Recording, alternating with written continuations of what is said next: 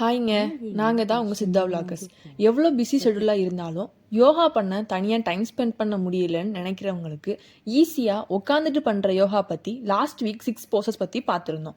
அதோட கண்டினியூஸாக இருக்கிற நெக்ஸ்ட் 6 போசஸ் பற்றி பார்க்கலாம்.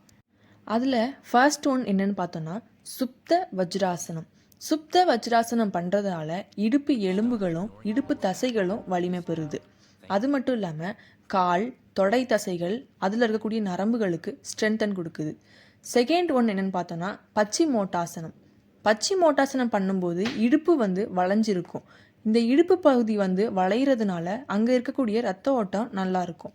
அது மட்டும் இல்லாமல் பெல்லி ஃபேட்டை குறைக்கணும் அப்படின்னு நினைக்கிறவங்களுக்கு பச்சி மோட்டாசனம் ஒரு பெஸ்ட் ஆப்ஷன். அது மட்டும் இல்லாமல் ஸ்பைனல் கார்டை வளர்ச்சி பண்ணுறதுனால நம்ம யங் அண்ட் ஹெல்த்தியாகவே இருக்கலாம். தேர்ட் ஒன்று என்னென்னு பார்த்தோம் அப்படின்னாக்க ஜனுசிராசனம். ஜனுசிராசனம் பண்ணுறதுனால நமக்கு இருக்கக்கூடிய சோம்பலை நீக்கி நம்மளை சுறுசுறுப்பாக வச்சுக்க செய்யுது. அது மட்டும் இல்லாமல் வயிற்றில் இருக்கக்கூடிய தசைகளை வலிமையாக்கி ஜீரணிக்கவும் ஹெல்ப் பண்ணுது. மூல நோய்கள் வராமலும் தடுக்குது. நாலாவது ஆசனம் என்னென்னு பார்த்தோன்னா கோமுகாசனம்.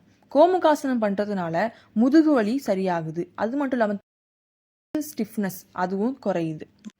அஞ்சாவது போஸ் என்னன்னு பார்த்தோன்னா அர்த்த மத்சி யந்திராசனம்.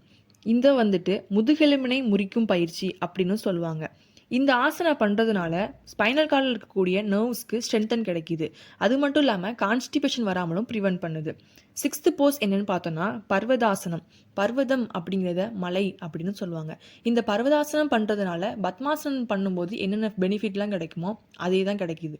அதாவது நம்மளை சோம்பல் முறித்து சுறுசுறுப்பாக வச்சுக்கவும் ஹெல்ப் பண்ணுது. நம்மளோட லங்ஸுக்கு தேவையான ஆக்சிஜன் சப்ளையும் கொடுக்குது. அவ்வளோதாங்க. இன்னையோட உட்காந்து பண்ணக்கூடிய 12 போசஸ் முடிஞ்சிச்சு. எவ்வளோ தான் நம்ம ஒர்க்காக இருந்தாலும் சரி, ஸ்டடீஸாக இருந்தாலும் சரி, ஓடிக்கிட்டே இருக்காமல் நம்ம பாடிக்காக 15 to 20 மினிட்ஸ் ஒதுக்கி யோகா பண்ணோம் அப்படின்னா நம்ம பாடி நல்ல ஃப்ளெக்சிபிளோட ஹெல்த்தியாகவே இருக்கும். பாய்ங்க. Keep smile.